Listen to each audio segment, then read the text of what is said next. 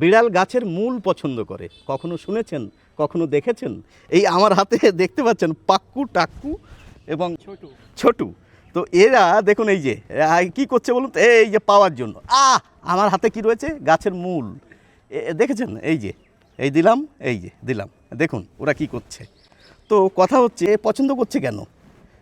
গাছের মূল কিন্তু এখানে দুধ মিশিয়ে দেওয়া হয়নি। এই দেখুন দেখুন, এই যে এই যে এই যে দেখুন দেখুন।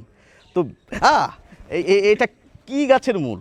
এই যে দেখতে পাচ্ছেন মুক্ত বর্ষি, অনেকে বলেন মুক্ত ঝুরি। তো গাছটি তো তুলে ফেলেছি। এই যে এই গাছটিকে দেখুন, পাতাগুলি গোল গোল এবং চারিপাশে কিন্তু খাঁজ কাটা, বুঝেছেন? এবং এই গাছটি কি বলবো, ঝুরি না বলে ঝুড়ির মতো একটি অংশ দেখা যায়, বলবো একটু কাছ থেকে দেখাতে। দেখেছেন? এটা আর একটু দেখুন, এই যে দেখতে পাচ্ছেন এই ঝুড়ির মতো অংশ দেখা যায়। যাই হোক, এর ভেষজ গুণ রয়েছে, সেটা নিয়ে আলোচনা পরে করা যাবে। আমি শুধু বলছি বিড়ালের এই মূলটি খুব পছন্দের। এবং শিবকালী ভট্টাচার্য মহাশয় তার বিখ্যাত চিরঞ্জীব বনৌষধি বইতে 3টি বিখ্যাত নাম বলেছেন, জানেন তো? কি বলেছে বলুন তো?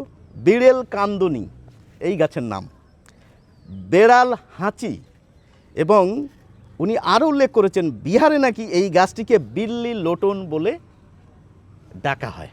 যাই হোক বন্ধুরা, এই গাছটি নিয়ে বা এই মূল নিয়ে আপনারা আরও কিছু জানেন কিনা সেটি অবশ্যই জানাবেন, বা বিড়ালের এই খেলার কথা আপনারা জানেন কিনা সেটাও জানাবেন। সকলকে অসংখ্য ধন্যবাদ, ভালো থাকুন।